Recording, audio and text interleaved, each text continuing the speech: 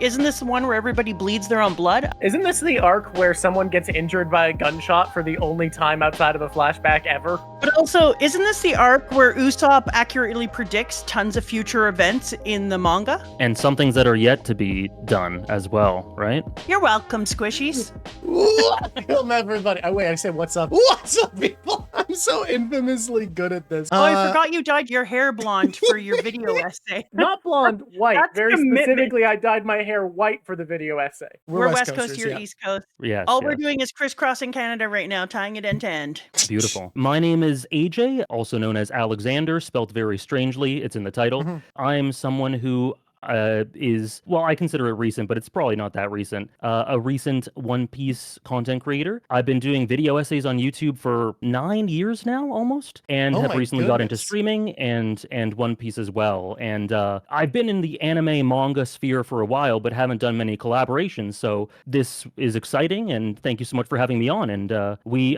kind of met on the Reverie, but I feel like that wasn't a proper formal meeting. So thank you so much. There you go. Oh, right, because it needs to be...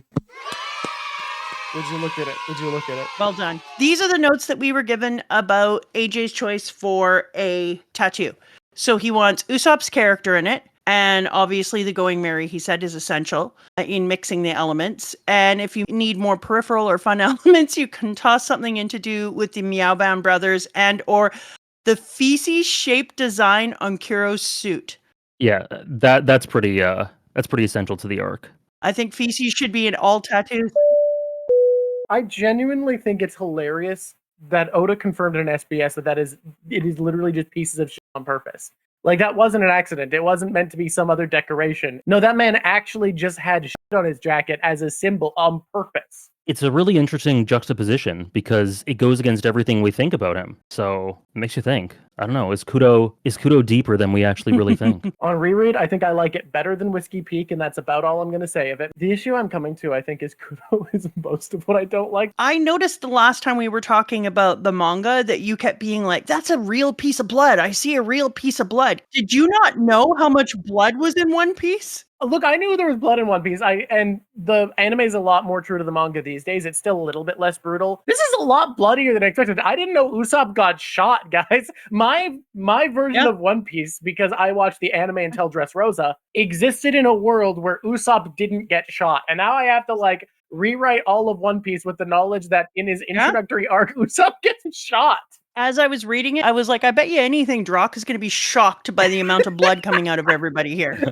Nami gets cut, Usopp gets shot. This is actually a surprising amount of blood in the Straw Hats. Blood all over the ground. Mary's laying in a pool of his own blood. Usopp did get completely beat up, yeah. He got hit in the head by a club. Honestly, that was the biggest takeaway from reading this from the manga. Like 56 million people waiting in the bush? I was like, that's going to happen, baby. We're going to have that happen. Do they have to be waiting in a bush, or can they just be waiting to ambush generally? Or does it just need to be that many people working for them? You can't have 56 million people in a bush, Drawk. Like, you just can't fit them. Unless we have some sort of, egghead type thing going on there. I want to get started. What's your favorite One Piece moment? If you have to think about, throughout all One Piece, what comes to mind first for a favorite moment? Gear 5. Oh, yeah. That's so valid. Wano gave me my favorite moment with Roger's laugh. Then it got one-upped very quickly with Gear 5. I love to see Roger's laugh first. Yeah, it's now my second because Gear 5 exists, but it was my favorite for a few dozen chapters until Gear 5 happened. Before that, it was probably a mix-up between the ringing of the bell in Skypiea, Bing Sake, and I Have My Crew. Yes. One of those. Last week, when the My Favorite Moment came up, my answer was also Gear 5. I think it just encapsulates what makes One Piece so special in the world of manga, is that it's a series about joy, and having the big transformation for Luffy be based on joy and freedom, everything about it just felt so good. Sure, and something that I had been thinking since, I think, Logtown, where they really go heavy on the narration in Logtown, and it really starts feeling like a bit of a story told retroactively, like a legend. That One Piece is sort of a legend, the story of Luffy. I felt like Gear 5 is kind of where he becomes the reason that his story started being told. like kind of a crystallization of what he represents and what Nika represents in modern times. So I think it's something that, aside from just what it means for the character and what it means in terms of joy and hope, it felt like something that had been building within the structure of the presentation of the story as well, and that meant a lot to me as well. Oh, I think it's really interesting too, because thing that made me really concerned is that I was worried that Luffy was going to lose his integrity as the character that he become, as somebody who could bring that level of joy, and that there would be a seriousness to any upping of years or changing that would take away from what gave him his essence and made us love him. And so when Gear 5 came out, I think it's my favorite moment if I really look at it. But it's my favorite moment, not just for that, but for the fact that he did it in a way that allowed us to even move more into Luffy's character and give us more joy and more happiness without taking away any of the things that are goofy or interesting or fun about Luffy. Like, I was so worried that it was going to become these weird, dark, serious moments every time we geared up. Yeah, I'm totally with you with that. I think, not to make this too much of a Wano discussion, but what I really like about it is that I think a big part of why I find Kaido to be a really fascinating character is because he kind of tries to force himself, like, to force the narrative of him being all the things that he envies people like Odin and Roger and Luffy are. And Luffy sort of achieves it. Luffy sort of achieves it by just as a byproduct of who he is, rather than really trying to be a hero or trying to be a legend or this personification of hope. Like, it's just a byproduct of the person he is. I love that observation, because independently, both of us have observed that he tries to force himself as Joy Boy. Like, he understands the myth of Joy Boy better than Luffy and wants to be that. And we've pointed out that he forces that. And Mama even used that to predict what was going to happen in the final bit of Wano, which was crazy. And we would talk about the fact that he's jealous of the deaths of Whitebeard and Roger and tries to recreate them. But somehow, I've never managed to draw the connection between those points, that there's a complex Kaido has, that he's so strong that he sees himself as needing to have a greater purpose. Otherwise, why would he be so strong? And he's trying to reverse engineer the meaning of his strength almost. Like, I've never noticed that it's a complex, that it's throughout his character, this need to recreate meaning. Oh my God. Look at the way that he tries to force this beautiful death that'll impart this legacy that he really wants the world to think of him as. Like, I want to die beautifully and in this epic way so that everyone thinks of me as how I want everyone to think of me. Whereas you look at Luffy facing death and he just smiles in Logtown, right? He doesn't force anything. He just looks back on his life and goes, he's just him. I have no regrets. And if it ends here, it ends here. It's all natural. And he doesn't beg or whimper either. Yeah, exactly. It's really interesting because I met a monk recently who said something identical. But you met a monk? Yeah, one of the things that he said really stuck with me. And once again, when you said the thing about Kaido trying to live the best life and have the greatest death, etc., he had told one of the most interesting things is that amazing things do happen to you when you become a really good person who's very giving of your time and your energy. If you're looking for those things to happen, then that isn't giving anymore, and so you pull away from the ability to ever achieve it. So when you look at Kaido, he's kind of a perfect example of that idea that he was talking about, that if you're trying to achieve greatness and the best death only for the sake of your legend, then you will never be the greatest. Whereas Luffy walks in with an attitude of, I'm just being myself and helping other people find their full agency. And because of that, he finds the best life and the best death. Yeah. No, I think that's a huge part of why Luffy is that figure. It's just very natural. There's nothing that's being forced, and he lets people make of him what they will, rather than trying to force a narrative. Yeah. I love this observation so much because, like, it adds meaning to a scene that I've thought about a lot that I hadn't considered yet. And I think anytime, like, someone's perspective opens up my own view of something that I've already spent a lot of time analyzing, I love that. That just, it scratches the brain right, you know? Yeah, I love that as well. I get it weekly when it comes to a lot of these chapters as well, when I do my discussions too. Absolutely. Getting into this arc, Syrup Village, revisiting here, looking at this arc again. Are there any opinions you have later on, any theories you have later on in One Piece that you feel like are strengthened, reinforced by this section? Well, A couple of things. I think, well, Usopp is one of my favorite characters, and to me, this is as good a character introduction as you're going to get in terms of just sort of laying out all that he's about, the sort of themes associated with him, and sort of charting the course for where his character is going to go, and just the overall draw of who he is. I immediately fell in love with him, and I think that Syrup Village is a great introduction. Not that it does it like significantly better than Baratie does for Sanji, or I guess Arlong Park does it properly for Nami. But I think it's roughly as effective as any of those other arcs in terms of introducing its character. So I think it really informed a lot of what I expected for Usopp, and a lot of what I like about him is sort of an encapsulation of that is in Syrup Village. And then in addition, we talked a little bit about this. Well, I just mentioned it, and then I didn't say anything more. But I do look at One Piece in some ways metatextually in a way that not everyone does. And I do think that not that it's all everywhere all the time, but I do think that it can very often have something to say about stories or manga or art in general. And I think specifically having Syrup Village after the Gaimon chapter, where Gaimon you kind of learn that this story is not about getting the One Piece, really. It's about the adventure on the way to that. And what's more important to Luffy isn't really what the One Piece is, or what he'll necessarily the end point, but the journey towards that. And then sort of getting that idea in my head, and then getting to this, where for me, I was really struck by how much they emphasize the idea of Usopp's beautiful lies. It just sort of, I don't know, it was a combination of abstract theming, or theming that I thought about in a way different from anything prior, that made me appreciate the series on a bit of a different level, because it does dwell a lot on Usopp's tall tales and him crying wolf, and basically, as Kaya says, his beautiful lies. And to me, beautiful lies are essentially stories. And it says how in some ways that can be harmful. It's not saying Usopp's a paragon, but I also think it really shows the beauty of that.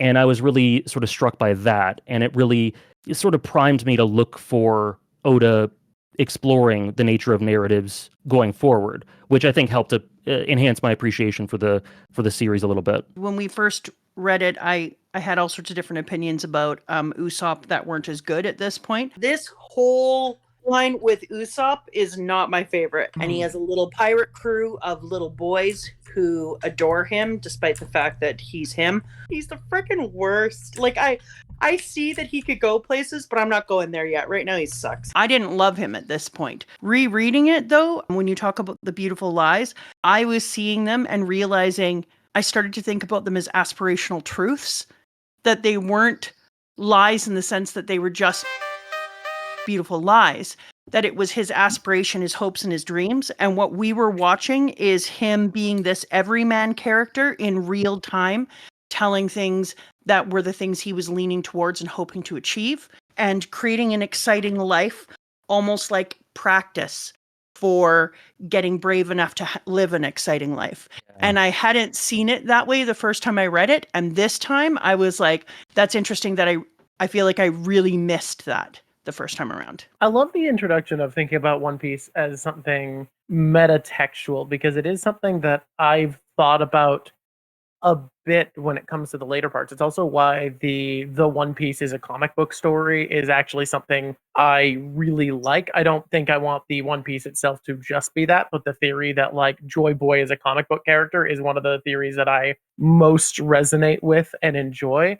And I think the idea of Usopp's introduction here as a storyteller right after the Gaimon section about the treasure not being what it's about, it feels like there is something to that. With the idea of aspirational truths, I really love that. That's something that I have thought about occasionally, but haven't really explored or really talked about much. But I love that idea, specifically because I think I'm going to do this, or I want to do this, is a big part of why I do love Usopp. I think one of the reasons I like him so much and why he stands apart from me is because he is that everyman, because he isn't really quote unquote special in anything that is tangible in the way that he's got a lot of intangibles. But Zoro and Sanji and Luffy and Nami, they all have very clear strengths and goals that you can sort of that feel that feel, like I said, tangible. And where Usopp's is very abstract. It's, I want to be a brave warrior of the sea. It's becoming brave, and it's like, what are the requirements for that? Is that something you determine? When do you become brave? What's the threshold for that? So I think a lot of those things are established in Syrup Village, and it really made me interested because it's very different for his character and very sort of vague and human. I think I've realized something. I think Oda does give him a lot of tangible skills, but to keep that everyman energy, he makes Usopp good at everything that isn't immediately a solution to a problem they're facing. It isn't especially helpful, isn't seen as like the thing they need to have. Is being unafraid of bugs going to save the day? No, but Usopp isn't afraid of bugs while Sanji is. Is being able to paint the Jolly Roger going to save the day? No, but Usopp's able to make their flag when no one else is. So there's all these places where Oda's finding places to be like, no, he's really skilled and pointing out things he can do.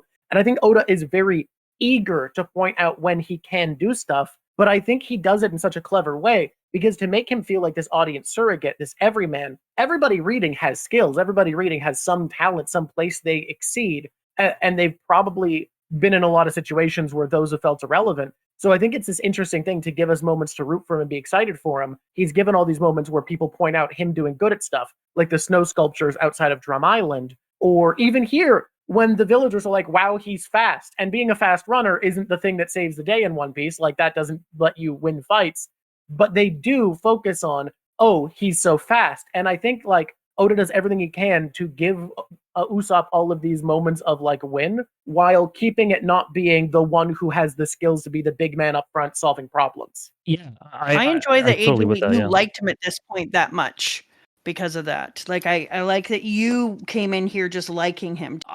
When I was going through it for the first time, I was kind of I was streaming my reactions to it, and I remember just saying, I really like this guy. He might be maybe not my favorite, but he's like really close to it. He's really high up there, and it was something that people said was a really good opinion, or like, yeah, you're so real for that. But it was something they said retroactively. It wasn't something that they said they didn't feel it at the moment. Is what I got from a lot of people. Because when I was reading this again, and I told you that I started to see it as less of lies and more of aspirational truth, I started to think about how we get to see that later on when he's in the battle with Sugar, and Sugar forces people to be stuck in a story forever. And so the story is a thing that traps him, and he fights against a person who traps people in a story. And I realized that they put Usopp, who's named after Aesop in the fables, Aesop who came somewhere around BCE and who was apparently an outsider in their own society at the time. It's interesting that with Usopp, he uses his stories and his lies almost as a shield for the innocent, or to manifest hope or bravery. And he understands that a story should be the thing that, instead of trapping you, inspires you to live a big and good life. And that Sugar was the exact opposite of his character, even though they both dealt in stories, because Sugar trapped you in a story forever and never allowed you to move forward. Whereas the point of Usopp is to dream and think big and use stories as medicine for different situations, for the hope that you're going to live a bigger life because of them. Yeah, that's actually one of my favorite parts. I guess it's up there in terms of my favorite sort of underrated Usopp sequences, because, and only he specifically, because of all that you just said, could have been the one to stop her, to do that there in that moment. And to your point, that's one of his tangible strengths. It just doesn't, it's not immediately obvious. This means I think we need to see Usopp versus Mondor. Okay, I get to ask the next question of happiness and joy. Did you cry? Did you cry during this arc or tear up in this arc? I believe I did. I believe I teared up. I didn't. I don't think I cried.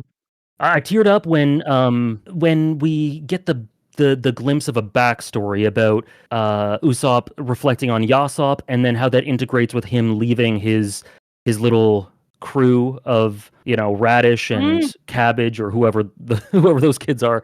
That integration was very, very meaningful to me, was very emotional to me.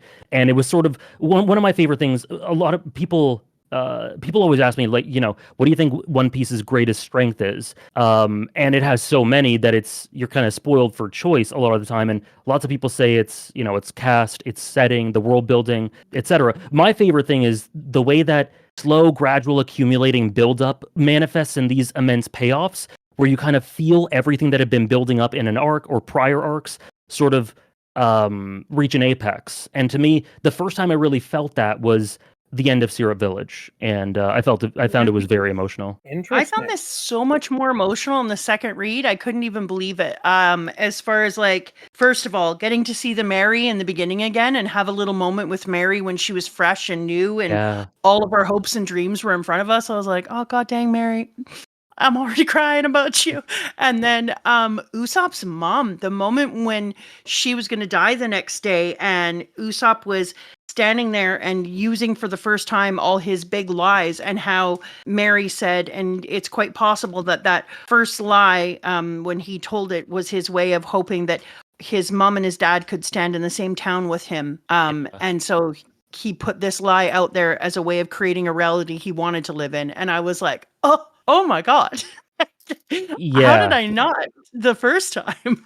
See, elements of it are so incredible to me from Syrup Village. Like, moments like that and what they mean and how they are indicative of what I love about the series as a whole, but also how powerful they are in the moment. There are certain arcs in One Piece where the minutia and the moment-to-moment, panel-to-panel action or storytelling, it really isn't super great. But the things I take away from it and the moments and how much they mean to me are way more than the sum of their parts. I kind of feel that way with Skypiea, whereas, like, I love the ending so much, so beyond words. But the middle section of that is pretty, like, it's kind of hit or miss. There's a lot of meandering around in Skypiea. There is, but you kind of forget that, because you have the flashback with Nolan and Colgara, and you have the ringing of the bell and Cricket and all that stuff. I'm kind of like that with Syrup Village, where, like, I don't know, the Meow Band brothers, they're not going to be breaking any top antagonist lists anytime. I do find Django hilarious, but, like, the bulk of Syrup Village, outside of the getting to know Usopp sort of and how that accumulates, is really not all that captivating to me. But it's the way that it all comes to a head in the end, and the feelings I'm left with. And I do think Captain Kudo I have a funny relationship with, because he did kind of, for some reason, he's the most obvious villain in the world, but for some reason I thought he might have been my community never lets me forget it, but I thought he might have been an okay guy. I don't know why, but he fooled me. So, but despite all that, I don't think he's a great character, but I do think there's some interesting, like, thematic antithesis stuff with, and interesting ways that he foils both Luffy, kind of Usopp, and I guess the spirit of One Piece as a whole, that I think is pretty much unique to him, which I also take away from it in a really sort of special way. Speaking of a foil, I feel like the better use of a character to foil Luffy by being a schemer, because whenever people are like, oh, in One Piece, this character is going to have been secretly, that's not what One Piece is about. One Piece constantly wants to celebrate that the way to achieve something is by being brash and forwards and honest with your dreams, that the people who scheme and hide what they're doing accomplish less because they don't have the belief in themselves, the belief in what they're doing. Like, literally, willpower is the source of power in this series. So at every opportunity, you are rewarded for being forward with your plans and your dreams. And I think Crocodile was our first great example of a foil for that with Luffy. But I hadn't really thought of how well Kudo does work as a foil for Usopp, because Usopp is a character who lies constantly, but he's unwilling to lie about the thing that matters to him, about his dream, his objective, what he values. That's the part he won't lie about. Whereas Kudo, his entire goal here is to lie both to his enemies and to his own crew about what his motivation is, what he cares about, what he values, what he wants, what he's going to do. And Usopp doesn't do that. Sure, he's lying about literally everything else here, but he draws the line at something that matters to him. And I think that is meant to highlight that, like, yeah, it is the wrong move to make in this world. This is a series that will punish you for being subversive with your goals, with what you care about, for not putting your cards on the table. But there's another little caveat of a juxtaposition where his goal is to live an ordinary life in an extraordinary way. He wants to live rich and have an ordinary life and not be chased anymore. Whereas Usopp's goal is to have an extraordinary life, and he doesn't care about riches or anything. He just sees that he wants to have the kind of life his dad did, with a pirate crew, with people who matter, with a family, with people he can call his own. Opposite of Kiddo, who's like, I'm happy to live alone. I want to live rich. I don't want to be chased. I don't want to be in the middle of adventures anymore. I want to have a very ordinary existence now, and have the money to give myself peace away from everybody. That's the thing I take away from him the most. That was a great point about the way him and Usopp's lies kind of juxtapose one another. And this as well, because he's known enough of the pirate life to understand what it is and comprehend it. And as opposed to the Straw Hats and, these people, Usopp and Luffy, who dream of these adventures, who want to become a pirate and who want to not necessarily gain notoriety for notoriety's sake, but go on a journey that would, as a byproduct, lead to that sort of notoriety as a pirate. These wanted bounties, these posters and all that. Kudo just kind of wants to, like you said, live extraordinary, but with an ordinary life, and he wouldn't mind just fading away into obscurity in terms of the face of the world, in terms of what the world knows, in terms of pirate folklore. He doesn't want it. And I think it's a really interesting inverse and contrast to the idea of these beautiful stories, these beautiful narratives. A lot of what I think the story emphasizes is the beauty of these stories, whether they be tales or based in reality or whatever, and how much they can empower people. Like, for instance, Nika itself is that very thing. Whereas Kudo just sees the beauty in a non-story, or the opposite of a story, just fading away. So I just find that really interesting. Yeah, exactly. This has me thinking about something that it's kind of remarkable how consistent themes in One Piece remain, because we have this theme that Kudo is facing of, like, if you're going to be a big name pirate, there's going to be this attention on you, there's going to be this weight that comes with it. In the Four Emperors saga, an observation we made was that through Fishman Island up to the end of Dressrosa, Luffy is treated as a flawless character. He is treated as like a bastion of strength, integrity, loyalty. He is meant to be the foil to Doflamingo and the other villains throughout that section. And then his arc returns from Zhao to the end of Wano, where the arc kind of becomes about the inherent responsibility that comes with great accomplishment, the unavoidable importance that comes with a person who achieves great things. And Luffy has a character arc again. And I think it's interesting that is a value Oda cares about enough that Kudo kind of touches on that theme all the way back here, that Luffy ends up exploring way in the future for hundreds and hundreds of chapters. Agreed.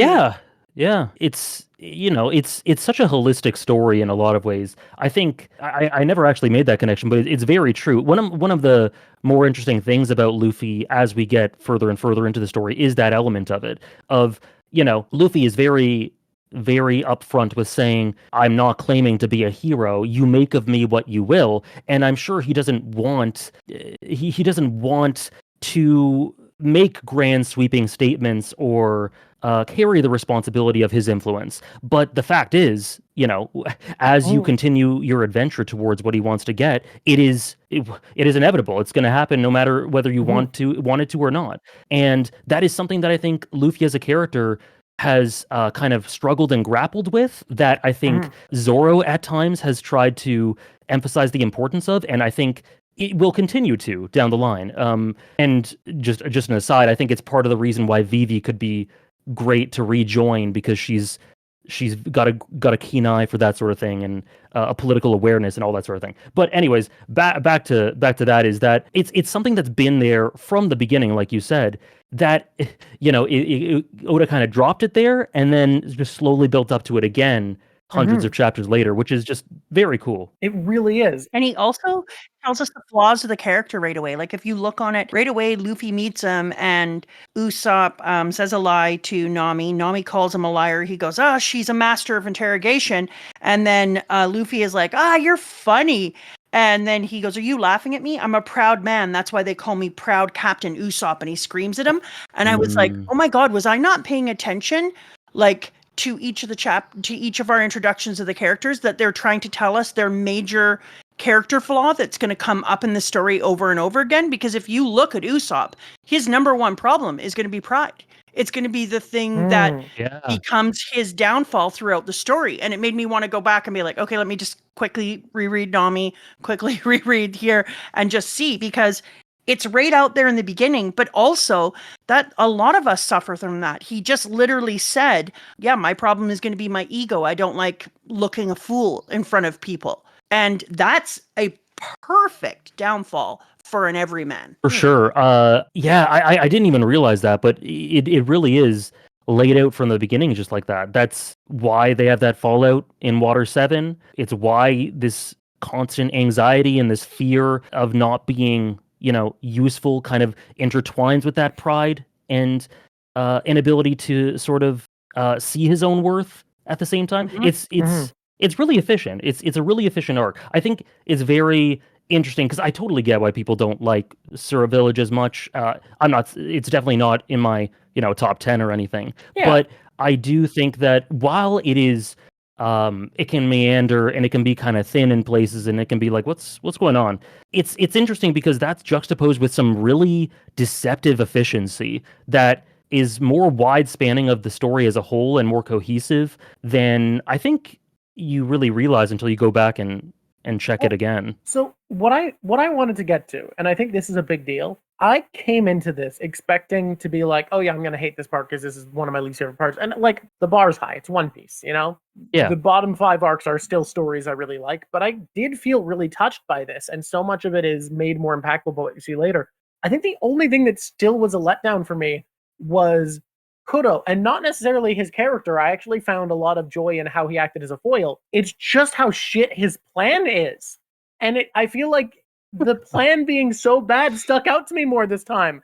And I know I've heard a lot of people argue, well, he's meant to be more a parody of, and it's like meant to highlight how bad his plan is, but like it doesn't come across that way. And I feel like there's a way to write, oh yeah, this guy says he's all that, but he's actually not that good at making plans. But like, you have a magic hypnotist. Why bother with all of this? Why bother with every part of what you've done? Why did you try to kill Mary? Why didn't you stop to check if Mary... Like, he's so bad at scheming, and I feel like it actually stuck out more because I came in with a lot more appreciation for a lot of the thematics here and a lot of the way Usopp's character was introduced. You get me? Can I give you a hot take on that? Yeah. Because I had a similar thought. And then I realized, why would you want to get out of piracy like if you were doing pretty well? Well, what if you just weren't that freaking smart? What if you just weren't that great and it took everything out of you to make plans and to come up with ways to do things and to stay one step ahead of the government because you're just not that freaking good and you know it and you're working your ass off. And so you're trying your ass off to get out of it because you suck and it's taking everything you have and it's draining of you. So it's almost like he's in the wrong damn job. He's just not capable of this level of duplicity. And the best he was ever at his job was when he took on a completely new role and just was able to let all that go and just manage a house. Okay. Can I just say, having read this for the first time because I watched originally, I thought the flashback where he manipulated Morgan's into thinking that Morgan had caught him and everything was awesome. That scene was radical. But I think it exhausted him. I think dude sat down afterwards and was like, holy shit, I am so exhausted. Like, I really do. Because I think it's almost like Oda keeps bringing up these ideas of like, we all have different jobs and some of us hate our job and some of us like our job. And I just think this dude is crap at being a pirate. AJ, what's your thought? That's just well, I was going to say something very similar, and you put it way better than I could have. It's that. It's as well as that. I just think I guess it all comes down to incompetence. I do just think he's incompetent and just disillusioned. And I don't know, when you're, even if you, speaking, I mean, I'm sure you guys know what I mean, but like if you're, even if you try really hard at something you just don't like, and you have to get an end result with it. A lot of the times you're just going to be really bad at it. And I just think it's a mix of that. I think he can be quite an indolent character in terms of being a bit lazy, being a bit pompous, and just expecting people to be dumber than they are. And sort of putting himself above others. So, and a mix of all of that, and also the embarrassing fact that I was fooled by him first time around. Because of all that, I never really had a problem with that. I just felt it was an interesting, even the parody angle I find interesting, but it's never been something I thought about much. I just think he's kind of lazy, indolent, pompous, and incompetent, and the reason he forms something of a force in this arc is because in some ways so are the Straw Hats, and that makes the stakes a thing. But yeah, I've never really been bothered by that. I felt it was pretty cohesive, and it was kind of an asterisk. Like, as long as every One Piece villain is quite different than this, I'm okay with that. And I do think he's one of the more unique villains in the series, so I'm fine with it. I will grant you that. For me, I could not stand the beach fight. As I was reading the beach fight for the second time, I was like, because I know that people who didn't read the manga and watched the anime always talk about Skypiea and the Circle Dude and how long that fight lasted for, and how apparently it was just a never-ending story of Circle Dude and Skypiea. Dude. And when you're reading it, you know that I rename everyone. You should just get over it. Luffy and I are the same in this manner. I know. I wasn't. But look, who's gonna remember the name Satori? Circle Dude is a perfectly fine name for the man. Knows what I mean. But in this one, I was like, I didn't find that in Skypiea. I felt like it was perfectly fine. But I found that this fight on the beach, I was like, I'm so done with you, just die. And I did get that they were trying to show us some new things that Luffy was using and learning, and it was kind of like watching a montage of learning to fight. But I was like, I'm done. I'm just done with this fight. I liked the beach fight just fine. I thought it was, I don't know, I liked it better than a lot of the action in Orangetown. I felt like Orangetown, Oda still hadn't realized how to make fights that don't just feel like the choreography boils down to, and then the guy wins, which my biggest One Piece complaint, and people will hate me for this, so many people disagree. I feel like way too many of Zoro's fights end by, you could sum it up as, and then he wins. Like, a lot of the characters, there will be some strategy, there will be some revelation, there will be some character moment, and it does feel like a lot of the time Zoro gets, and then he wins. And it did feel like, at least here, was Oda learning how to use moving parts and different abilities and like keep track of status of things so that you have like bookmarks in your head of how it's progressing. Like, everyone's hypnotized, Luffy's asleep now, the Nyabon brothers showed up, Zoro got his sword stolen. Like, there's all these moments of the status quo changing. Whereas I felt like in Orangetown, his first attempt to draw a longer fight, we just kind of got, they're fighting, and Zoro wins now. AJ, do you have thoughts about Beach? Not many. Well, I guess in terms of the, I'm a little bit of an outlier in that I actually, the actual mechanics and power systems, if you want to call it that, and all the dynamics of the fights, and choreography, that is actually one of the things I pay attention to and care about the least in One Piece. What I tend to realize is that like 80% of fights, I'm generally having a good time in One Piece. I'm just like, yep, this is cool. And what I'm really looking for is the bits of dialogue in between them that, lend some insight on the characterization or the dynamics or something. And like 10% of them, I'm like, holy, like the really special stuff, I'm like, holy shit, this is awesome. And 10% of it is just like, okay, this is dragging. I don't really like this. The beach one, I was just like, yeah, okay. It's not very interesting, so I'm down to get to the next part, but it is what it is, and that's fine.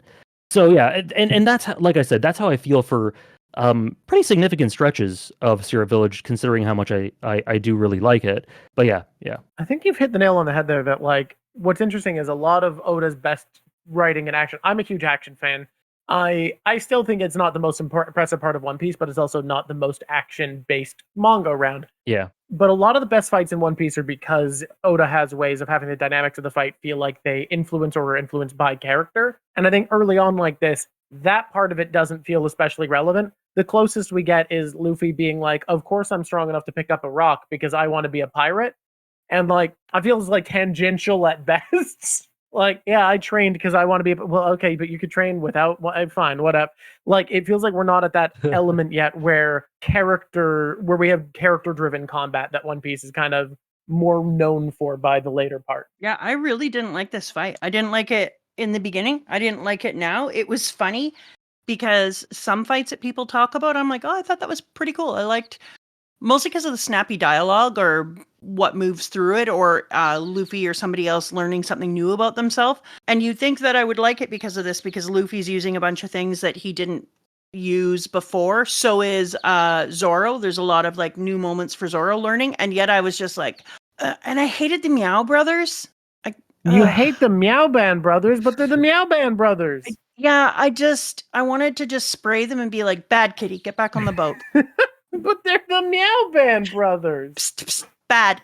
But it was funny because I realized that was the only part of Syrup Village I actually didn't like. And when I reread this knowing what I know, and I saw things like, there was a part where Usopp said, I saw a legendary mole enter this estate and I'm trying to capture him. He said that when he came there and they were like, what are you doing here? Blah, blah, blah. And I was like, oh my God, he did see a legendary mole come into the estate and he is going to try and capture him.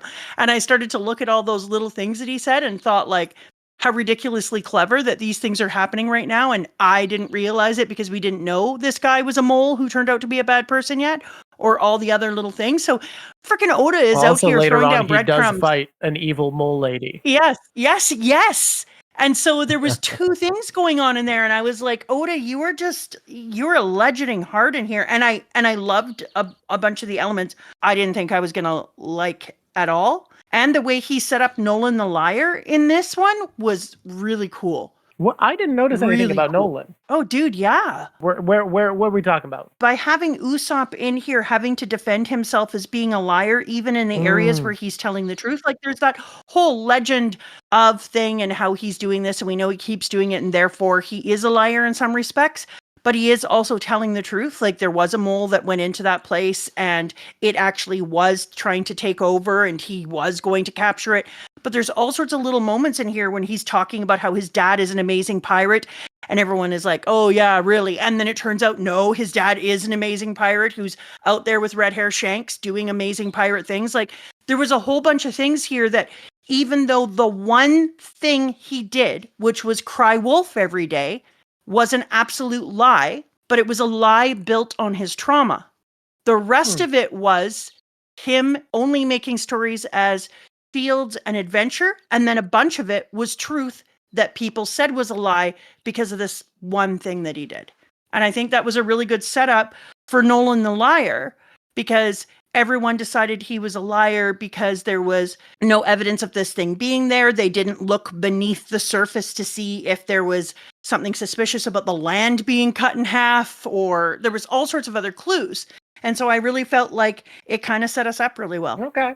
Yeah, I really love that point. And especially because you say the one time where he's kind of, I don't know, criticized strongly, or the lie rather, that it's built from trauma. The if you compare that to Nolan, the lie that he is, demonized for or goes down in legend in a misrepresentative way for is like the deepest trauma. Exactly. So I find that to be a really cool parallel. Yeah. Yeah. So I kind of loved it for that in the end. I also think, remember, we had talked at one time about what town in One Piece would you really want to live in? And if we're going to be honest, everyone should have picked Syrup Village No. because No. it's a storybook town. It is very storybook. When you start to look through Syrup Village under the eyes of being a storybook town, you'll notice that it has beautiful beaches with slow rolling hills that even old people could walk down to, that it has little brooks, pastures, places to grow food. There isn't pirates there every day. It's literally a storybook town. First of all, I'd pick an interesting town over one of these safe towns anyways. In the manga, no syrup in Syrup Village as far as I can tell, and I think that is a knock against I was it. surprised by that. Yeah.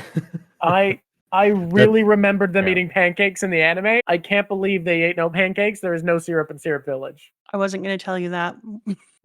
Could I go on a tangent question for a second? You are allowed to go on a Hells tangent yeah. anytime you want, my man. That's our Perfect. favorite. Because we were talking about fights earlier and your experience with One Piece fights and what you look for in a fight, etc.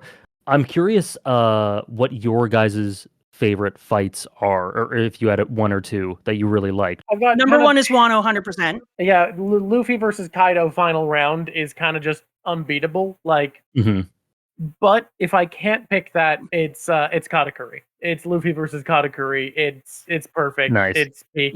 Katakuri, you are in love with the Katakuri fight. Like it The is Katakuri your, fight. it is your I baby. could rant about for hours. I am It's too. beautiful. It's beautiful. He managed to do simultaneously a character arc for the villain and make it a training arc and make it a cool fight and make a bunch of fanboys online mad because people say Luffy beat Katakuri and that makes people angry. And like, I'm sorry, man. If someone surrenders, they lost. That's how. I don't know if you know how what the word means, but that's generally what surrender means. I don't know if people know about this, but generally, I think that's it's important thing. to say that he also brought out Gear 4 there because it's nice that He brought we out had Gear 4 against Dofi. He brought out Snake Man. Oh yeah, right. Sorry. We didn't see it in its holiness until I think the Katakuri fight, which is where I think it really shone.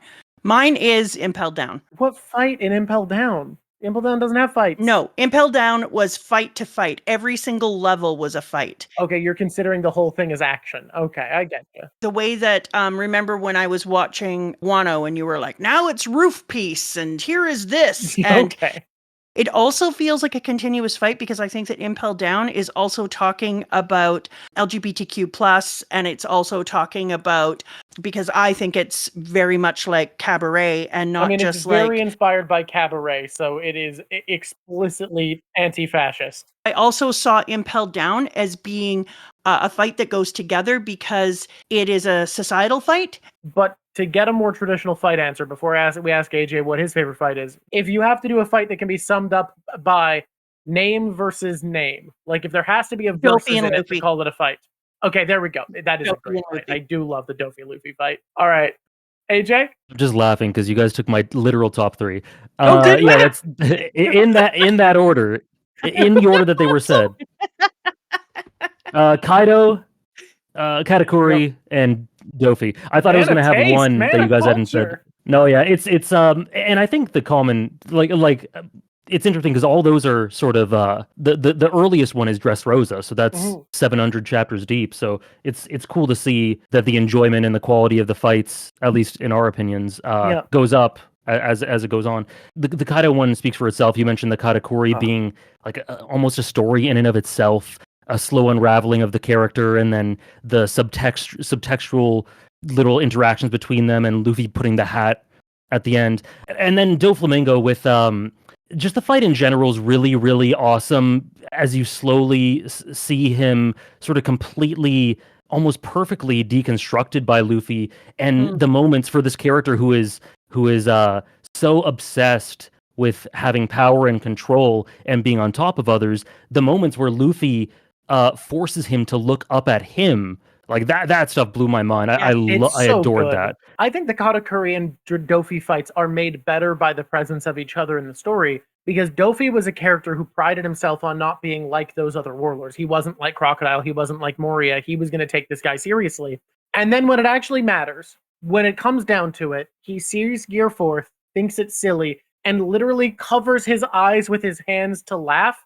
And the series of hits that Luffy gets off on him when he's literally laughing at the boy shift the fight entirely in Luffy's favor. Like, I think without the free damage Luffy gets in, beating the shit out of this man who laughs in his face, I don't think Luffy wins. Like, the man goes off about how he's Can we not going point to out the underestimate him. genius of that too? Mhm. Because he literally is saying then by doing that, he's prepping us for Gear 5.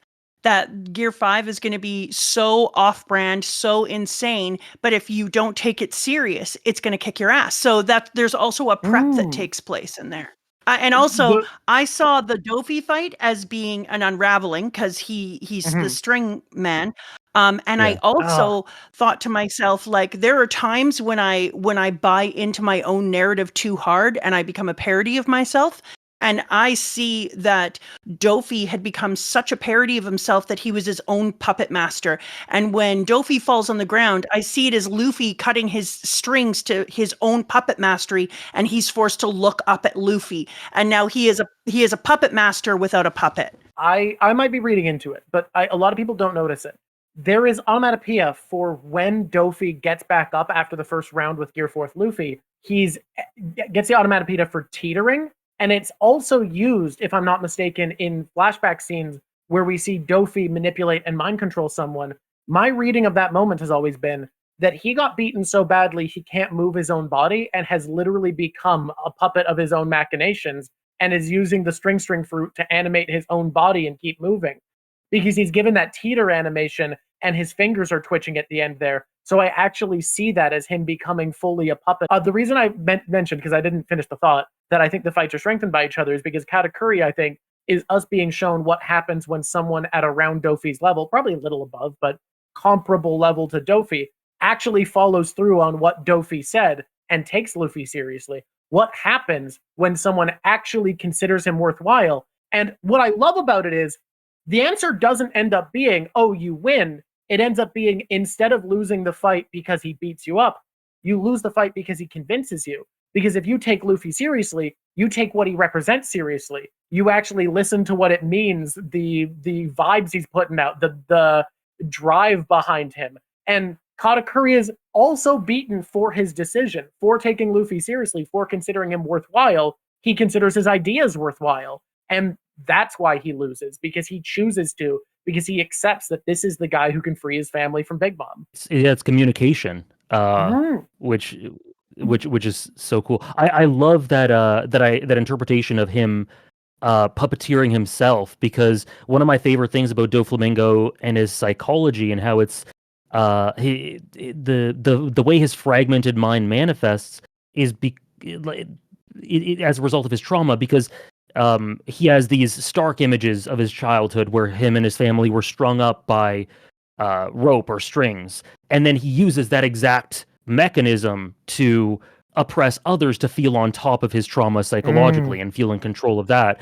Yes. But then if it gets to a place where the only way he can win or keep going is to literally reenact his own trauma, control himself with those strings, yes, like that's a terrifying thought, you know? Yeah, which is why I thought that it was such a great thing, because I also said, like, a lot of times when you become an egomaniac and you believe your own legend, you puppet yourself. You are really just playing a version of you. And I feel like his bad guy was a puppet version of himself, that he was a bad guy who was playing the version of deep villain, but coming from the trauma like that and remembering that he had been strung up, like, that makes that narrative so much richer, and that he says, no one will control my destiny. The only one who will puppeteer me is me. And I will use that same trick against you, which is why I found that his downfall felt like he had been cut loose from that, and he no longer got to puppet his own future. He was now in Luffy's control. I think there's also something cool to the end of the fight, because if we're interpreting the strings as how he views his trauma, where it goes from using his trauma to oppress and cage and others and inflict it back upon him, to basically being controlled by his trauma as the embodiment at the end. The final use of awakening is the furtherance of that, where he has become so consumed by his trauma that all the world, everything, his kingdom, all of it is just this cascading fallout of his issues, that all he sees around him is the impact of his trauma. So that being the first time we see Awakening really fits. And I kind of wonder, if we go through some of the other better fights in the series, if we think about what could embody the psychological complex of the characters, if we'd see similar things, because I think we would. I think we could see, I mean, you see it obviously through Katakuri through his pursuit of perfection, but we also see Lucci's psychopathy as a complex tying into all of the mentions over and over again about how a carnivorous Zoan makes you more aggressive, more bloodthirsty. I don't know. I think we could probably find a lot of that. I've never really thought about how much Dofi's strings embody and represent his trauma before. I think that's really cool. Yeah, We might have to invite you back for that arc. But also, like, what are you doing in 3 years? in 3 years. We Yeah. do one of these a month.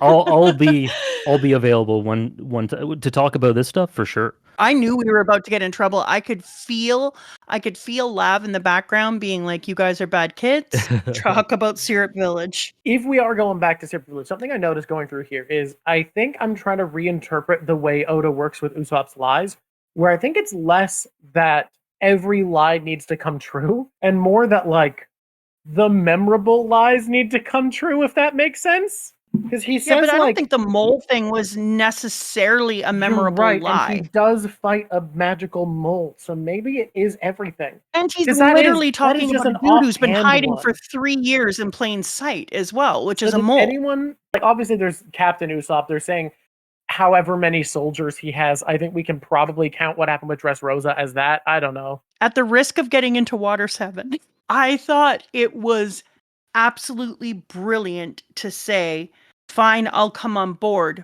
but if you ever lose your bravery, I'm taking over as captain." Because it was a really interesting look then for me to look back on what Luffy was doing and whether or not Usopp would see his lack of commitment towards the Mary and being willing to stand up for the Mary as a lack of bravery and doing the thing that he thought was easier. And so I started to look back on Water 7 in a different way to determine whether or not Usopp thought that he was no longer fit to be captain, or if it shows a change in growth in Usopp's character and he now sees a different version of what bravery is, and bravery is protecting those who are most important to you. I've never been I've never kept a keen eye on his lies, and I've kind of just relied on other people to tell me when they came true, because it's just, I don't know. It's never been anything. I feel the same way, man. Don't worry. Yeah, I've never super kept track of that, but because we were just talking about just mentioned his bravery again. Someone in chat, NK, has just said that Usopp mentions in Syrup Village that he is a brave warrior of the sea, and that they don't know if that's him lying or if it's Oda setting up the fact that he's always been a brave warrior of the sea. What I think about that is, it's a really interesting thing, and it's one of the things I love most about Usopp is that I don't think the idea has ever been that Usopp is incapable of being a brave warrior of the sea in moments. I think he is always capable of bravery and has been since the very beginning. I just think it's what he internalizes as bravery is the frequency at which he's able to do that. And how often he's able to, rise up to the occasion in a way that he would consider brave. Because, maybe he comes up to a situation that 9 times out of 10 in in East Blue, he would run away from. And then maybe by post time skip, 6 times out of 10, he'll run away from it. And then I think it's more so, it's not the fact that he's incapable of doing that. I think he's always been capable. I just think it's mustering up the courage to be able to do it more consistently. Because then we get to a point where it's like, if he becomes a brave warrior of the sea, or if he was never a brave warrior of the sea and there's a moment where he becomes one, tied to that could be an implication that he stops being a coward. And I never want Usopp to stop being a coward. That's integral to who he is. So anyway, I just think that's a really cool observation. And then that's how I sort of interpret it. I love that. And I like it strengthens that for you when they do a flashback on Usopp and he says, he says, "I want to keep dreaming. I'm the son of the pirate," because it's kind of like those dreams. Sometimes he has the strength to see a few of them through. Sometimes he doesn't have the strength to see as many of them through, and that he's trying to be brave. He's trying to be the son of a pirate, but every once in a while it's too much for him. Because we made the same thing where I said to Drawk, you'll notice like he's running away way less often. Like when we see him in Arlong Park and he takes off and he gets hit and the ketchup packets break open and then he's like, oh, I was completely murdered and blah, blah, blah. But he thinks he's going to take off. And then he grabs his courage and his bravery and decides, no, if I'm a brave pirate and I want to keep dreaming as a pirate, I have to run back towards this fight again. And then, but he runs quite far away first. And then over time, we see him not running away as far, maybe like hiding behind something for a minute before he gets the courage and then coming into it. So yeah, I completely agree. And it's a very intentional trajectory. And I think it's really special because unlike everyone else who's just like super, super awesome, full tilt, and they just level up, he actually has to change his personality the most. He has to fight against his instincts to run away and be cowardly. And he has to, so that actually makes him the bravest out of everyone. Everyone else doesn't find it as difficult to fight as he does. He does, and he does it anyway. For me, I've always liked to take that it has to be a self-definition, that by most people's counts in the world who have met him, they would consider him brave warrior of the sea. And it is going to come down to a moment where either he feels like he's earned it, or he feels like people whose judgment he respects think that. But I think it would be nicer if the lesson was that it had to come from within. Terrifying. But what makes somebody brave? If you're not afraid, you're not brave. I'm not saying that he needs to be unafraid. I'm just saying he needs to believe it is all I think the goal is. I'm just saying, like, he honestly is the bravest out of everyone. Because I would say out of all of the characters, he would be the bravest. He had the most fear to overcome. I think I'd probably agree. I'm going to give it to Robin. Oh, she has. That's she why. didn't overcome fear. She overcame fear as a child. She was the bravest child. I'm just saying, almost gave up her life and is continuing to face a reality where her very existence puts all of her friends in danger. I'll give her number 1. She can have number 2. I'm not going to do that. You're not going to drag me into another arc. I'm fine with either of those two getting number 1. They're my two favorite non-Luffy Straw Hats, I guess.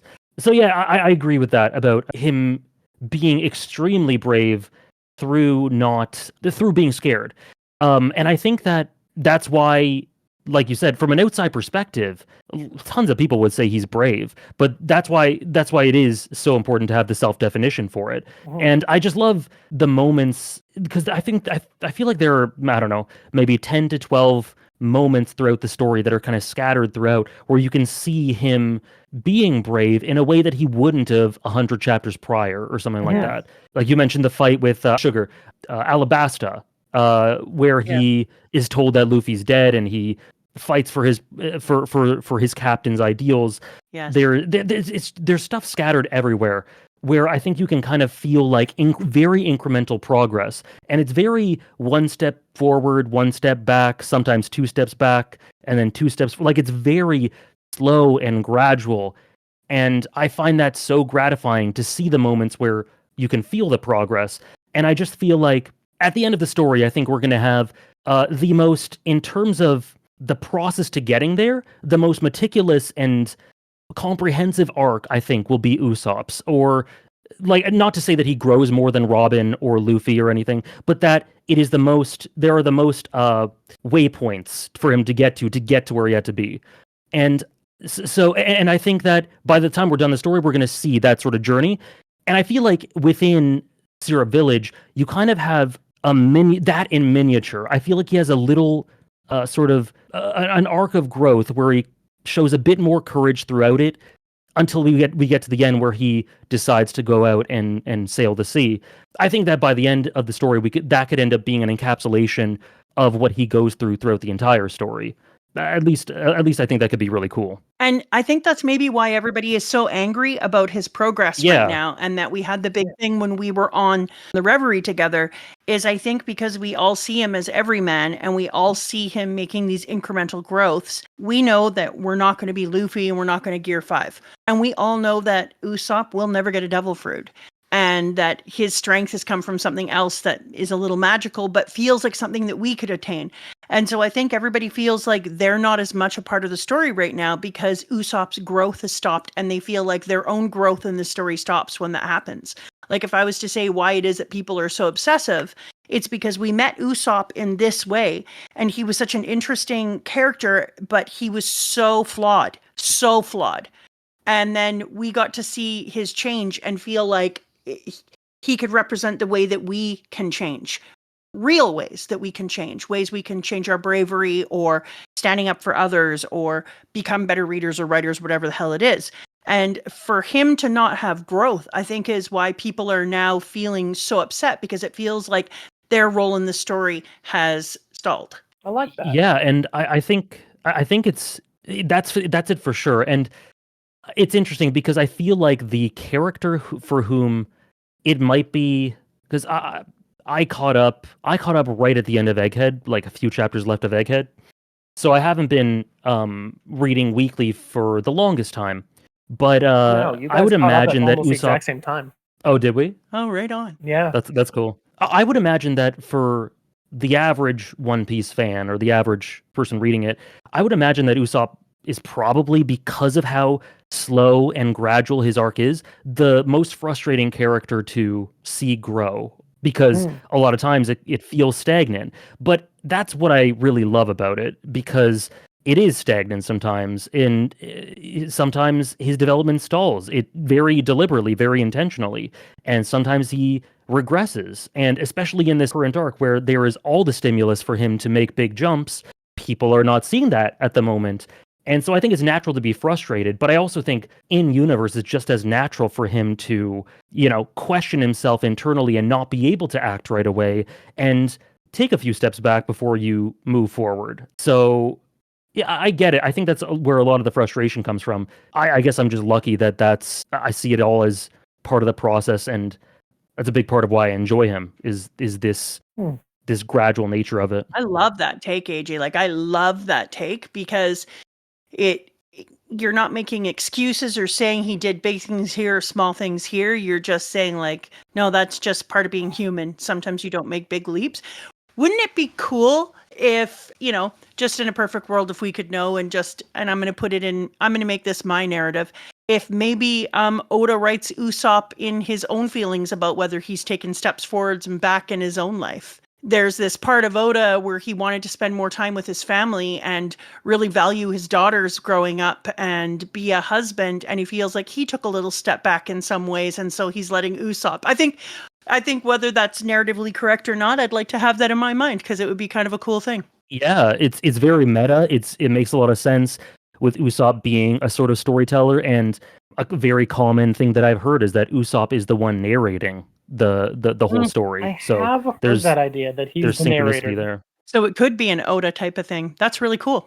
When you were talking earlier, Drawk, about how he also gives him those tendencies of humanity in skill sets, when Usopp was on the boat and right away he starts making flags, and he has this whole secondary skill of being a really good artist. He's like sitting there and they're like, no, we're not going to have that one. And he says, I've been drawing things on walls for years. I'm a man of many talents. And I just was thinking about how awesome that was to give him, like, his low-key brags about low-key skills. Like, he's not an amazing artist, but he's a good artist. And and he hasn't trained and he hasn't done all these things, but he's the one who creates the eventual flag. And I was thinking how cool it is that he had these secondary skills.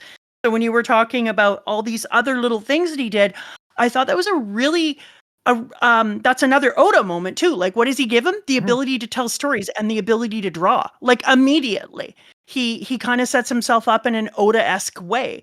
And it also is that moment that makes you feel like he's human like you. Like, I can draw a bit. I can't draw, but I can draw. I can play guitar. I'm not great, but I can play guitar. It gave you that connectivity. And I think it was a really wise choice. I'm looking forward to seeing how much more human conditions that we can relate to and feel one with that we get in the beginning, because I didn't know that I was looking for that when I read it the first time. I think Oda's just very good at coming up with ways for you to root for and cheer for and be excited for Usopp. And I think he has to do that in a way where, as AJ was saying, he doesn't have these tangible skills. He doesn't have the skills that solve the problems. He has to be someone we want to be like, oh, but Usopp can do this. Like, we have to have moments where we're excited for him, or we'd get probably, I think a lot more people would feel the way some people do, where they're tired of Usopp, where they don't like him as a member of the crew. I think if we didn't have all these moments where he's someone we can be excited for and cheer for, that would happen a lot more. And I think Oda handles it really well. I think it's also interesting though, because like he also made it so Usopp didn't fit into the traditional things that fit into his town, and that he was the person calling stories out. So that also feels very Oda. Like he was doing a thing that isn't the thing that his parents would have expected or hoped for him when he was growing up.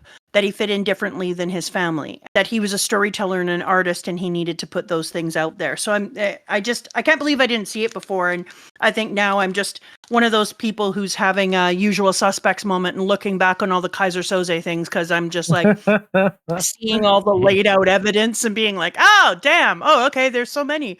I forgot a moment that I think is really important, where when Usopp disbands his crew, he highlights that being a pirate was a real thing for him, not just play, because that's what he's going off to do. He's going off to be a pirate. Whereas he tells the little kids hanging out with him, what do you guys want? And they all say the things they want to accomplish. He's like, good, go do that. That's who you are. Like the encouragement to follow their particular dreams and being like, hey, thanks for being here for mine. This is what I believe in though, for real. I am going to pursue it. You guys make sure to do the same. Like I really like that. I like that emphasis on like acknowledging them as their people and being like, yeah, do it. Do what matters to you. That's also very Luffy. Like follow your dreams. Yeah. So when we get to the end of the story, whenever that happens, I think I'm almost certain we're going to just do some sort of victory lap with all the Straw Hats where we see how they've achieved their dream and how their stories have come full circle. And when we get to Usopp's, I really, really love the idea that, and I hope this is emphasized, that yeah, there's going to be a big part of the bravery aspect, and that maybe that by the end of this, he can look at himself in the mirror and be like, yeah, I'm by my own metric, I am a brave warrior of the sea, and I'm proud, etc. But I also love the idea that in his conclusion, or when it comes full circle, he'll be able to see the legacy that he's left through his actions, and sort of as a byproduct of becoming or trying to be that brave, he sees the stories that he's left in his wake. Because I do think, as much as bravery is this gigantic theme of Usopp's, I think stories are right up there as well. And I would love to see his crew and where they are, and comparing it to Sierra Village and sort of bookending it in that way. And just generally, I'd love us to see the impact that he left on the world through his quest to become brave. Because outside of Luffy, I think that is he's probably the character for which something like that is most relevant, I guess. And outside of the Straw Hats as a whole. I would agree. Are you like me? Because you were saying, like, looking back on Syrup Village, one of my very favorite things in One Piece that I almost never think about, but when it happens, I'm like, ooh, is every time we get to see a little world tour and they show where everyone is and everyone's being excited for them. And every time we go to Syrup Village and I see what she's doing, like if it's in an SBS, it doesn't matter where it is. I'm always like, oh, yay! Look at you, you're a doctor. I love it. I live for that. Once we started doing that, it became immediately one of my favorite things about One Piece is the lore piece, catch up on the world piece, whatever you want to call it. So whenever we saw Kaya doing well or progressing in life or anything, it hit a little extra because of how much Sierra Village means to me. So yeah, I'm right there with you for sure. So something I want to do quick that I want to make sure I check in with every time from now on until we hit Dressrosa, because I watched this my first go ahead, I want to maybe inform you, because you only ever read, of some of the things that were different in the anime. Because I think, weirdly enough, there's a couple things that I actually think the anime did better in this section. It feels weird that Kaya's bedroom's on the bottom floor when it's her house. Like, rich people don't live on the bottom floor. That feels really weird. And the anime changes it so that Usopp has to climb the tree, and the tree is bigger. I actually like the shot a lot better when he's up in the tree, leaning back all cool on a tree branch. I'm pretty sure Usopp doesn't bite and then beat the shit out of the armed guards with guns as they shoot at him in the anime, and that's way better. Manga W actually on that one. It's pretty fucking rad. I didn't know Usopp got shot. Wow, good job, kid. I didn't know Usopp didn't get shot, and so my narrative has always been Usopp the Brave gets shot, which I'm like, whoo, that's a big Usopp, debut. He's just a guy. So that was a change. And blood. There's less blood in the anime. The fact that Kudo didn't double tap, that he didn't make sure Mary was dead, that he just left his body left him alive to be discovered by Kaya. Like, ugh. Now, you know how animes tend to add in a lot of filler shots to time everything up better? No, I They had to don't. waste a lot of time of Usopp and Luffy running while trying to get there, and it slowed everything down, and that sucks. So obviously the pacing was better.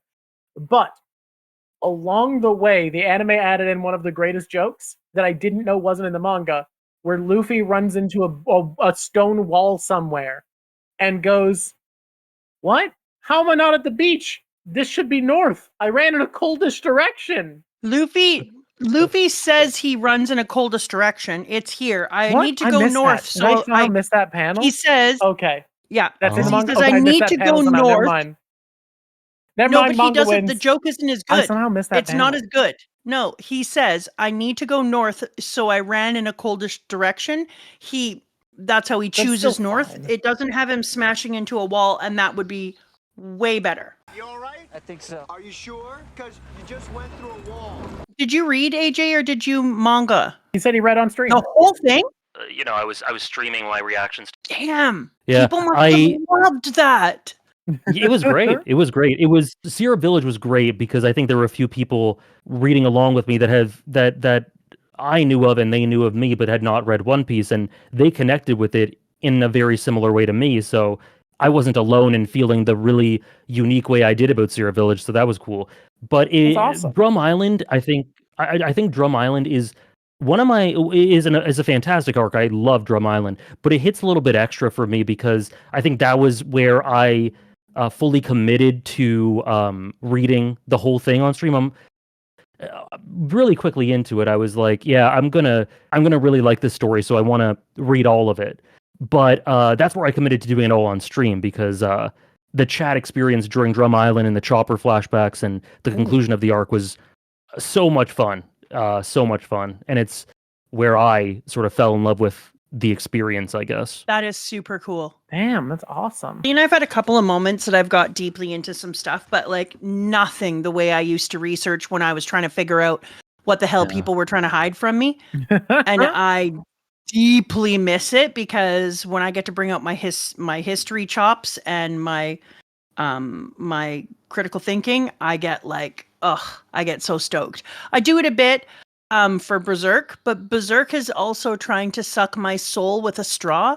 And so it's really hard to get super into it while I'm also trying to keep my soul in place. I'm loving it. I'm loving Berserk. Berserk is great. I asked you if you read it, and you obviously know how soul sucking it is, but did you do anything online with Berserk, AJ? Yeah, I do love.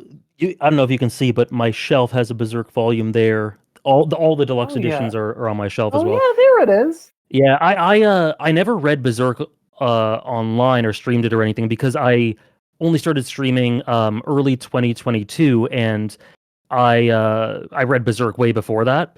But I've made lots of videos about it since then, and it's just like it's one of those series that everyone knows I love. A lot of my community loves it too. So we talk about it. We discuss the characters a lot. Every year I do this thing on stream where I rank my top 100 stories, antagonists, and protagonists, and Berserk is everywhere there. So we use that as an excuse to discuss Berserk. So we're always talking about it, but no reading of it. We should have you on sometime for Berserk. I only have 22 seconds. I'm going to do something real quick because I forgot to mention one other difference with the anime. The anime sometimes accidentally breaks power scaling, and I don't love power scaling, but it makes characters seem stronger than they are. Luffy didn't get hit in the head and bleed. Instead, he woke up, turned around real quick, caught the chakram in his teeth, and shattered it with his teeth. That's how they did it in the anime. Anyways.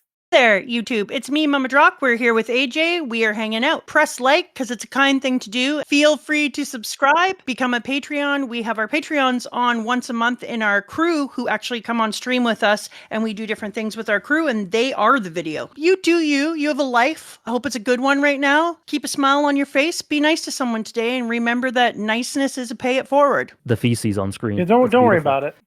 I need to include all of the elements listed to feel like I've accomplished it. That's awesome. You know what was interesting is I would say that this arc surprised me. Other than the beach scene, which you apparently you all are fine with the beach scene. I'm fine Other with than it. the beach scene, I got to say that reading it this next time, I was surprised by how much I was like, "Oh, that's so cool." I wonder how much of it is just because I cheer for Usopp's success now.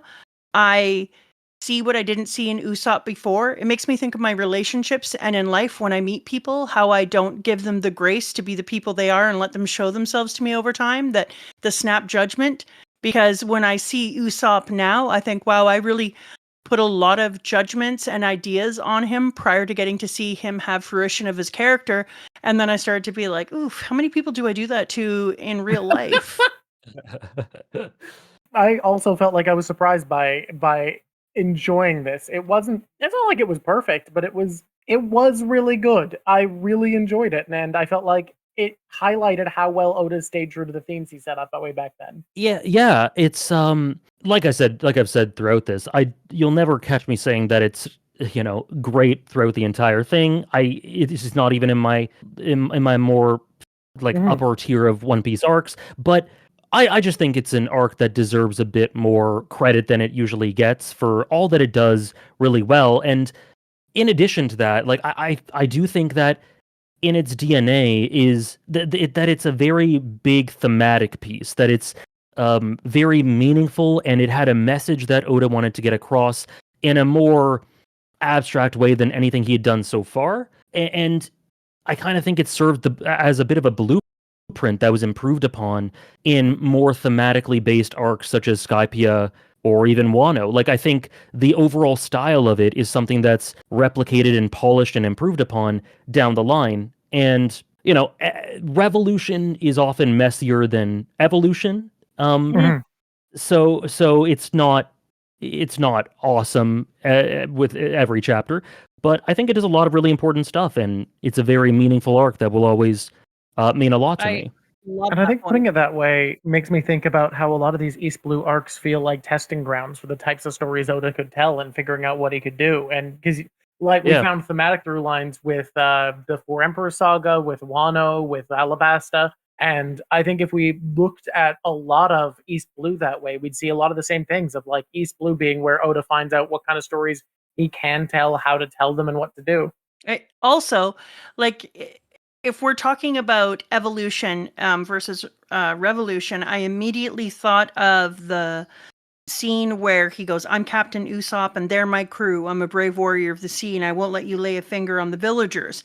And then they laugh at him and they go, "Ha ha ha, look at you," shouting out threats with his rump in the air, and they're laughing at him. And you flip over and it's just Luffy looking behind and he goes, "Laugh at Usopp again and I'll kill you." And so that's that evolution that you're talking about, that we're getting to see the beginning of their Luffy can be pressed in so many ways, but there's one way that he can't be pressed on. If you are a friend of Luffy and they are trying to stand up for themselves and stand on their own, Luffy will be the one who comes beside them, and he loses all of his jokey nature for one thing, and that's threatening his friends. That's it. Like, all the joke leaves Luffy's body when his friends are threatened. I have an important question. If I'm grading it across every other arc, I wanted to give it a C- when I came in. After rereading, I'm going to give it a C+. And I'm going to say we got potential for a B- here. Kudo, you got to see me after class. I want you to have a better plan. I know it can be flawed. It just can't be so flawed that I can come up with like 7 different failure points. Like, a little bit more. It feels like there's a difference between your flaw being hubris and your flaw being that you're just kind of doing shit. And I want to feel the flaw of hubris. I don't want to feel the flaw of you're just throwing things throwing spaghetti at the wall and finding what noodle sticks. That's my grade. I'm going to give it a C. I'm going to give it a C+, narrowly beating out a C because of the themes we pointed out over the course of this stream. Cool. I love that change for it. Okay. As a standalone coming in, before I reread it, it was like one of my least favorite arcs of all time. My opinion on the first arcs changed a bit, but my opinion on this one changed a lot, other than the fight on the beach, which I still despise.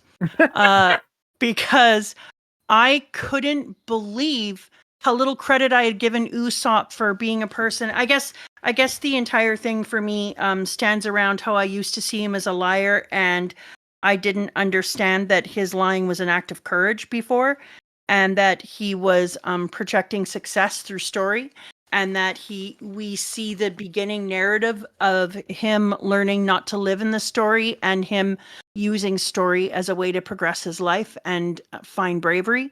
And I thought about all the times he used it as a shield, the way that he protected her from her sickness and from loneliness and grief, and the way that in the future he's going to use it over and over again. Getting to read it again, I really saw that this is where the DNA was made, and I had a big change. I am a full B- on a standalone. I might even actually, if I'm standaloning and I would read this, I'd call it a B. And I know, I'm a professional. Very nice. Very nice. I'm boring, so I just tend to just do a 10 scale out of 10. Rockin'. I would give it, and this is, I think, more or less what I've given it since I've read it. My thoughts on it have been pretty much constant from the moment I read it till today. I'd give it just about an 8 out of 10, so like a lightish 8 out of 10. And I'm not doing a comparative within One Piece. If I did do that, it would be lower. For reference, I listed out a full arc ranking, and it is I think this is before LBAF, so not including LBAF. I think there are 30 arcs or around 30 arcs, and I have it as number 20. I have it as number 20. That's So pretty around the good. middle. Yeah. Yeah, around the middle, lower end. It's been the most fun in the history. Of ever. What does Lav Lav has come in? AJ, is there anything you want to plug? Oh yeah, we're supposed to ask that. We're great hosts. At the moment, I'm working on a lot of video essays, lots of One Piece, Bleach, lots of Shonen, Hunter x Hunter, Claire Obscure as well. So a lot of that's in the pipeline. Yeah. Can't believe I just noticed your Marrow M plush hanging off your mic. That's so cute. Yep. Guys, I'm making my first ever video essay. Coincidentally, it is about Claire Obscure, which AJ has made a bunch of videos of lately that I am about to go watch after this, because now that I've done my recording, I'm allowing myself to watch other people's content. I was trying to make sure the opinions were just mine as much as possible. It's going to be probably a few weeks now. I'm about to sort out the footage and get it sent to Lav. The editing process is going to be tough. I've never made anything like this, especially this big. It is such a ride. I think you guys are going to love this. Oh yeah, next time we got to advertise. Next time's Melon Tea for Bratier, everybody. She is confirmed she'll be in for that. I feel like if we were like, everyone come on for your favorite arc, there'd be a lot of arcs that we just don't have everybody. So what we've been more looking for is come on for an arc that you see something you think not everybody sees. And I think that's exactly what you've given us. And this has been awesome. Like I mentioned early on when you were talking about Kaido, one of my favorite things is when someone can give me their perspective on something and it shifts my thinking, because it gives me perspectives I haven't seen before. And I think that's absolutely what we got. So thank you so much for being on today, man. My pleasure. Thanks for having me on. It was lots of fun. I love doing these sorts of things, and you guys gave me new ideas as well to further appreciate an arc that I have a really big soft spot for. And I always just like talking about one of my favorite stories. So thank you so much. I not only had a great time, but it's really fun to talk to somebody who has such interesting and articulate ideas when you're going through it and you could pop off for a minute. Every single time I was like, oh, like nuggets. You're just dropping nuggets that I could pick up and be like, that's something that I'm going to mull over later on too. Like some of them you get to play with in now, and some of them I'm going to pull out and look at later and think about the way that you articulated something and how it changes my perspective. And that's something that I really enjoy. So absolute pleasure to have you on. You were absolutely the right person for this arc. And I feel like you did change my mind. I honestly feel that way. Cool. You can choose one of the Wanos, or you can choose a Dressrosa or anything, because you get to do a pre and post. Even though Dressrosa is 100 chapters, we're doing it in one section, because unlike Whole Cake and Dressrosa, I don't feel like it thematically breaks apart as easily. I am happy to do either Dressrosa or I guess the last part of Wano. I am like one of the biggest Kaido fans in the world. I could talk about him forever. So okay, then I kind of feel like Wano's a great fit, because I think Kaido is an underhyped villain, and he's my favorite primary antagonist. Yeah, I was just going to say the same thing. Yeah, I could talk for ages about Kaido. So if that's something you're interested in, maybe even though Dressrosa is great as well, and would be lots of fun too, Wano's probably more suited for me specifically. Okay. Yeah, I think that's the right call. That's what we're looking for. We're looking for people who feel like it's meant for them. I made a promise, I don't know what to call it, but I said I would never make a One Piece video essay, and then I went back on that because I found myself enamored with Kaido. So I made a video essay on Really? Kaido last year. Yeah. Oh wow. Wow. Okay, well, it's all you, dude. So let's give you the third part then, so that you can have Gear 5 and you can have Kaido. Sounds great. Updated. All right. Now, AJ, we are going to thank our patrons, and for that to happen, I need you to perform a magic trick. Simply, you just pick a number between 1 and 31, and it'll be the patron you're thinking of that I name. How can I guarantee this? Magic. 21. 21. I think we've said this one before, but it's too good of a name not to.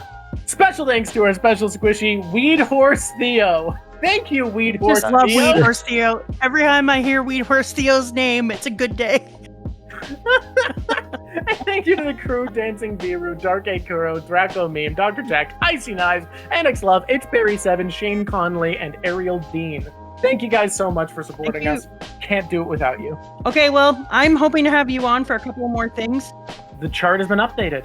Everybody, thanks for being here. All right, the way we sign off is until next time. Squish on squishies. It's been It's been lovely. It's been talking to you. lovely talking to you.